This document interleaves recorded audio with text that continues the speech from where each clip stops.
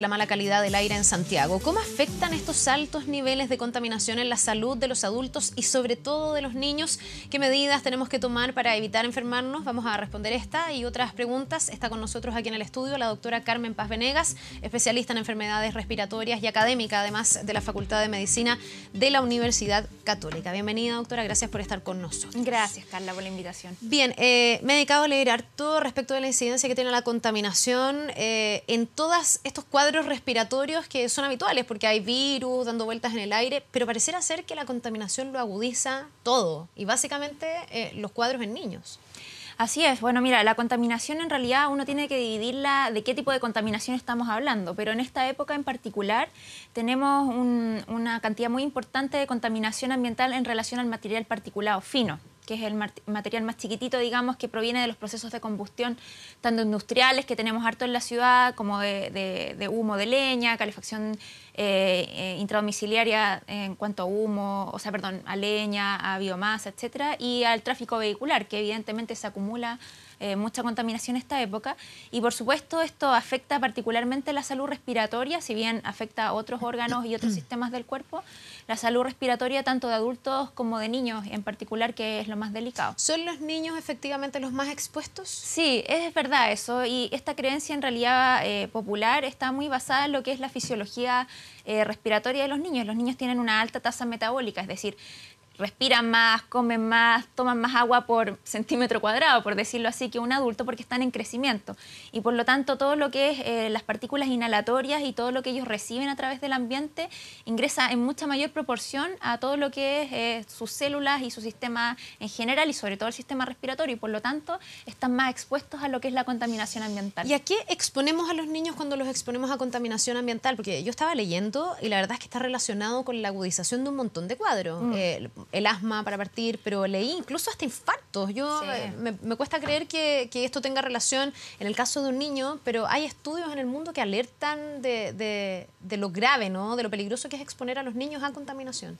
Bueno, es bastante grave en realidad porque las células reciben estas partículas que son nocivas y que evidentemente no son naturales ni son beneficiosas para el cuerpo humano y dañan los mecanismos celulares desde los sitios más iniciales, digamos, del funcionamiento del cuerpo y pueden dañar reproducción celular, diversos funcionamientos del cuerpo de los niños y de los adultos y producir problemas a largo plazo, incluso detención del crecimiento, alteración de la formación del aparato respiratorio, a nivel cerebral, a nivel ocular.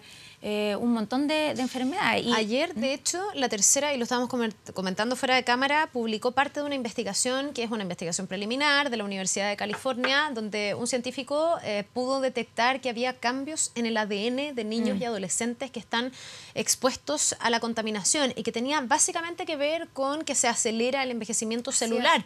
Entonces, yo me pregunto si niños expuestos, no sé, en Chile, en ciudades donde estamos tan expuestos a la contaminación como Santiago y en otras mucho más, cuando uno piensa en Aysén, cuando uno piensa en Chillán, cuando uno piensa en Los Ángeles, en Temuco, si esos niños de adultos no van a acarrear problemas por haber estado tan expuestos a la contaminación. O sea, para graficarte eso, te cuento, digamos, que por ejemplo, está súper estudiado y súper demostrado que los hijos de madres fumadoras, ya sea que fumaron en el embarazo o que fuman durante la lactancia, tienen muchísimos más problemas respiratorios que niños que no han estado expuestos a cigarrillos. Y eso es porque el cigarro penetra en sus vías respiratorias y las altera desde el mismo inicio. Los niños que fueron gestados, digamos, de una madre fumadora son más pequeños, tienden a ser prematuros, tener algunos problemas en el nacimiento y después en el desarrollo, y después generar una serie de enfermedades respiratorias como pueden ser asma o bronquitis crónica o alergias incluso, que son derivadas de la exposición precoz a estos contaminantes y a estos exponentes. Ahora, mucha gente nos estará mirando y dirá, bueno, no tengo mucho que hacer, vivo en Santiago, vivo en Temuco, vivo en Chillán y estamos contaminados, ¿y qué voy a hacer? ¿Hay alguna medida, alguna manera de reducir el impacto que puede tener la contaminación, no sé, por ejemplo, en periodos de preemergencia, como el día de ayer o cuando estamos con alerta ambiental? ¿Algo que haga que a lo mejor los niños se expongan menos? Bueno, la responsabilidad es una responsabilidad social, digamos, de todos, de producir y dar al ambiente la menos cantidad de contaminación posible. Y esto está, por ejemplo, en nuestra propia casa, no usar leña, no usar productos de combustión, evitarlos o usarlos al mínimo, porque evidentemente estos son los que más alteran el ambiente. Y dado ya la situación como está, lo que uno más recomienda es que sobre todo las personas que son más delicadas y más sensibles, ya sean los niños o los enfermos crónicos o las personas que tienen más riesgo de enfermarse se expongan lo menos posible, por ejemplo, no haciendo actividad física durante esta época. Porque obviamente si uno está haciendo actividad física respira a una mayor frecuencia y el ingreso de partículas al sistema respiratorio es mucho más alta que si uno está en reposo. Por lo tanto, en esta época, sobre todo en preemergencia, cuando está muy contaminado, no hacer educación física y, por supuesto, no fumar dentro de la casa. En estricto rigor, un niño no debería estar expuesto a ningún tipo de cigarrillo, ya que el cigarrillo igual se impregna en la ropa. No fumar en cercanía de personas delicadas, como te digo, niños, adultos mayores y enfermos. No hacer educación física y bajar, en el fondo, la exposición al mínimo. ¿Sirve de algo? Y no sé si ya tendríamos que estar en esos niveles, usar mascarilla, por ejemplo, en ciudades ultra contaminadas del mundo, en China generalmente vemos que la gente ya tiene una cultura de andar con mascarilla por la calle. Yo en Chile he entrevistado a varios expertos, a muchos doctores que me dicen que en realidad las mascarillas no filtran esta partícula pequeñita, ¿no? Es cierto, súper buena tu pregunta, porque uno piensa que en el fondo la mascarilla impide que ingresen estos elementos nocivos, pero la verdad es que son partículas tan finitas, como tú dices, menos de 2,5 micrones, incluso algunas que son de 1 micrón o menos, y traspasan la mascarilla fácilmente y por los lados de la mascarilla, así que en estricto rigor algo filtra, pero es mínimo y no en el fondo te protege realmente respecto a los riesgos que te dan estos tipos de elementos. Para cuantificar la incidencia de la contaminación, si nosotros viviéramos en un lugar libre de contaminación en esta época del año, me imagino que igual nos enfermaríamos. Igual habría como virus. Evidentemente, porque hay otros factores que inciden en que tú te enfermes. O sea, la mayor tasa de virus respiratorios que hay en esta época, que tenemos mucha parainfluenza, ahora ya está empezando a subir la influenza, el virus respiratorio sincicial, que son como los típicos de la época. Claro, evidentemente eso no lo vas a eliminar con eliminar la contaminación, y el frío propiamente tal también incide en que uno se enferme más. La aglomeración el hecho de estar muy hacinados durante el invierno los seres humanos también favorece que uno se contagie. Mucho más cerrados. En espacios pequeños, la recirculación del aire, los aires acondicionados. Claro, la contaminación no es el único factor, pero incide en forma súper importante porque afecta a la vía respiratoria y hace que la vía respiratoria se pueda defender mucho menos de lo que es normalmente sin estar en un ambiente contaminado. Ya, por lo tanto ahí tenemos cuadros mucho más agudos. Exactamente. Yo he leído, doctora, también la alerta de la OMS respecto de niños que han muerto por una causa atribuible a la contaminación. O sea, estamos hablando de algo realmente grave. Sí. Se han hecho estimaciones de distintos tipos de contaminación, porque no todo es contaminación atmosférica. Tenemos en otros lugares contaminación del agua, hay contaminación con químicos, pero también se atribuye una buena parte de esos niños fallecidos,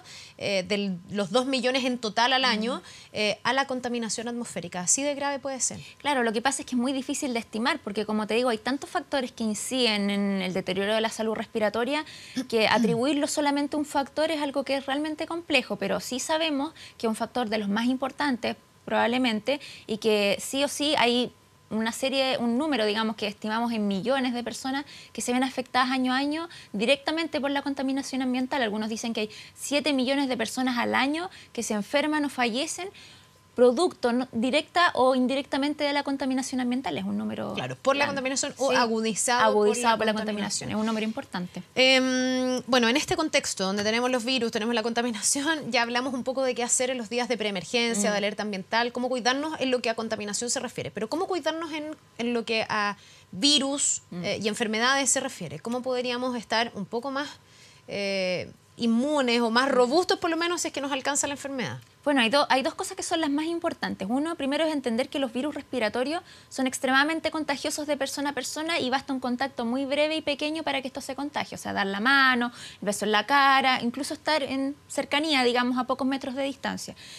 Porque los virus son extremadamente volátiles y se contagian directamente persona a persona. Entonces, primero, evitar el contagio contacto con una persona que esté enferma. Y si ya es inevitable, por ejemplo, tienes que cuidar a tu hijo tú estando enferma o cuidar a una persona mayor tú estando enfermo, lavarse con mucha frecuencia las manos y utilizar algún producto de asepsia como puede ser alcohol gel o similar. Eso es la primera medida. Y la segunda medida en enfermedades específicas como son la influenza, que puede ser muy delicada, y asimismo la neumonía, la vacunación es fundamental. La vacunación, que tenemos campaña actualmente, que está disponible nacionalmente en forma gratuita para las personas que tienen riesgo de hacer cuadros más delicados, disminuye primero la contagiosidad, o sea, es mucho menos probable que te contagies, y si te contagies va a ser una forma mucho más leve de lo que sería en el fondo exponerte exponerte a este virus sin estar protegido. ¿Estamos a tiempo todavía de la inmunización? Sí, sobre todo para la influenza. Desde la semana pasada ya se reporta que empezó a subir en forma importante, sobre todo la influenza A, pero estamos a tiempo todavía para vacunarse. Porque hay un periodo de ventana. Sí, hay un periodo de ventana. Uno se vacuna, son como 2 semanas para que ya tú 2 a 3 inmunizado. semanas, exacto, para que tú adquieras la inmunidad. Ahora, mientras más precoz lo hagas, más protegido está, y está altamente recomendado, sobre todo para niños pequeños, adultos mayores o personas con enfermedades crónicas. Súper, súper relevante e importante para nuestra población. Una pregunta que mucho me hace la gente a través de redes sociales: cuando uno ya está resfriado o ya está complicado por todo esto, sintomatología de la preemergencia, etcétera, ¿se puede vacunar igual? ¿O no hay que vacunarse cuando uno está resfriado? Mira, lo más importante es no vacunarte cuando estás con fiebre, porque el efecto adverso más frecuente que puedes presentar por la vacuna es un poco de fiebre el día siguiente. Por lo tanto, si tienes fiebre, no vas a saber si es porque estabas resfriado de antes o por la vacuna propiamente tal. Estando resfriado con un cuadro, digamos, mucosidad, una cosa leve, uno se puede vacunar, efectivamente. El tema es no estar con fiebre. Y otra cosa muy relevante de comentarle a la gente que me preguntan mucho los pacientes: ¿la vacuna de la influenza impedirá que yo me resfríe? La verdad es que no, porque hay aproximadamente 200 virus distintos que te pueden causar resfríos o cuadros respiratorios leves, pero te va a prevenir la influenza, que es una enfermedad que puede ser, como te decía, súper, súper delicada. El que la ha tenido sabe que es terrible. Es terrible y puede ser potencialmente grave. Yo le digo a mis pacientes: mira, lo mejor que te puede pasar es estar una semana en cama con fiebre hasta 40. Y eso si eres joven y sano. Lo peor que te puede pasar es morirte. Y eso nosotros lo vemos con cierta frecuencia, gente grave en la UTI con respirador mecánico por una influenza. Entonces vale la pena totalmente vacunarse, sobre todo para gente de riesgo. Y sobre todo para los niños, ¿no? Porque los niños están en contexto, uno también como medida de prevención escucha esto de evite las aglomeraciones. De hecho, los pediatras te dicen: no lleve al mall a los niños en esta época, porque el mall es un lugar cerrado y recirculan los virus permanentemente. Así es. Sobre todo cuando son guaguitas recién nacidas, etcétera. Pero los niños, por ejemplo, que van a jardín o que van al colegio, están en contacto con otros niños y la verdad es que la posibilidad de transmisión de virus, bacterias y demás es altísima. Altísima, porque los niños además se llevan toda la boca, comparten el chupete, la cuchara, el platito, meten las manos en todas partes, después a la boca, como te decía. Entonces, los niños que van, y las mamás sabemos esto, que los niños que van a sala cuna, jardín infantil, se contagian con muchísima más frecuencia que los niños que no van. Y eso es un poco inevitable, digamos, por el contacto persona a persona muy cercano. Ahora, también uno se pregunta hasta qué punto hay que ser alarmista y hasta qué punto hay que guardar a los niños. A veces te dicen: ¿y tu hijo fue al jardín hoy día que hacía tanto frío? Bueno, en Punta Arenas van al jardín igual, digamos. Entonces, no sé hasta qué punto hay que restar a los niños de lugares de riesgo o hasta qué punto hay que tomar las medidas de precaución, vacunarlos y dejar que se enfermen, porque también hay otros expertos que te dicen: los niños cuando son chiquititos van forjando su propia inmunidad. Por lo tanto, a veces también es bueno que el cuerpo vaya experimentando algunas enfermedades para que se vayan como robusteciendo cada día más. ¿Esa teoría es cierta? ¿Es así? Bueno, la verdad es que uno adquiere la inmunidad en la primera infancia y eso es así, y exponiéndose al medio ambiente es que uno adquiere y va generando las defensas contra distintos virus. Pero uno tiene que un poco graduar la situación dependiendo del niño que tiene. Evidentemente no es lo mismo un niño de término, sano, que está en un buen estado nutricional, que recibió sus vacunas, que vaya al jardín, a diferencia de un niño que tenga una enfermedad crónica o que ha sido prematuro o que tiene otros temas de salud que lo pueden hacer un poco más delicado y más susceptible a desarrollar una enfermedad grave. Uno tiene que ir un poco evaluando cada situación, y es verdad que los niños se tienen que exponer, eso es cierto, porque si los niños están en una burbuja de cristal no hay manera que generen sus propias defensas, pero uno va en el fondo evaluando la situación dependiendo del niño también y a qué es lo que se va a exponer. En esta misma línea también he escuchado a gente que dice: ojo con los antibióticos, que de pronto no es muy bueno suministrar tanto antibiótico a los niños desde tan chicos porque el cuerpo va teniendo como cierta resistencia, y hoy día además es un problema mundial esto de la resistencia a los antibióticos.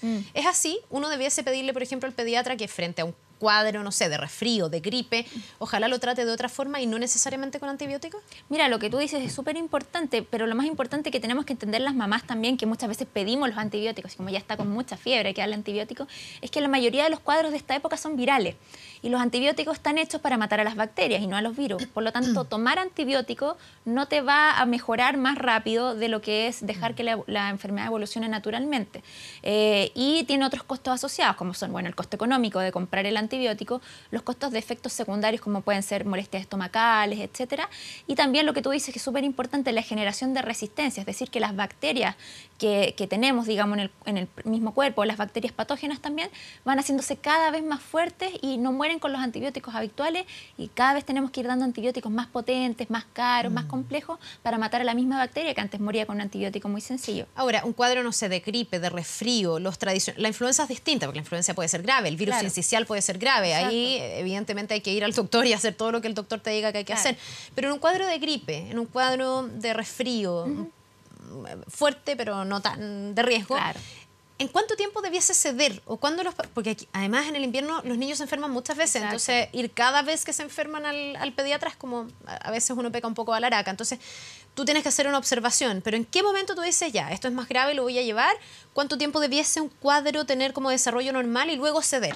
Y que uno diga, no, aquí ya no está cediendo, voy a ir, perfecto, ya le bajó la fiebre, ya estamos al otro lado. Claro, mira, tanto en niños como en adultos uno se tiene que fijar en dos cosas. Primero los síntomas iniciales y después la duración o evolución del cuadro. Si el niño está resfriado, tiene mocos, un poco de tos, un poco de fiebre, pero se ve activo, tranquilo, se alimenta, tú puedes esperarte varios días, digamos, dándole medicamentos para disminuir los síntomas, como puede ser medicamentos para la fiebre o antiinflamatorio, y observarlo. Ahora, si tú ves que el niño respira con dificultad, tiene una fiebre que tú no puedes controlar, no se alimenta o tú lo ves extremadamente decaído, tienes que ir al doctor inmediatamente, lo más rápido posible, independiente de cuánto haya durado el cuadro. ¿Ya? Eso es una cosa. Y lo otro es cuánto ha durado. Habitualmente una enfermedad viral de esta época dura en promedio 1 semana, 10 días como mucho. Si ya el niño lleva más de 2 semanas enfermo y no se le quitan los síntomas y tú ves que más que ir mejorando, el niño va empeorando, de a poquito mejorando, cada día tiene más síntomas o tú lo ves peor, tienes que consultar. Y eso aproximadamente después de los 10 días, 2 semanas, tú ya puedes tomar esa decisión. Ya, pero es bueno hacer esta observación previa, porque también un error clásico es partir con el niño directamente al hospital, a la clínica, al consultorio, y ahí hay otra gente que está enferma y al final tú fuiste por una cosa y tu hijo sale más resfriado de lo que llegó. Es cierto, o sea, tú tienes que fijarte cómo está tu niño. Si está con muchísima fiebre que tú ya no puedes controlar, bueno, llévalo enseguida.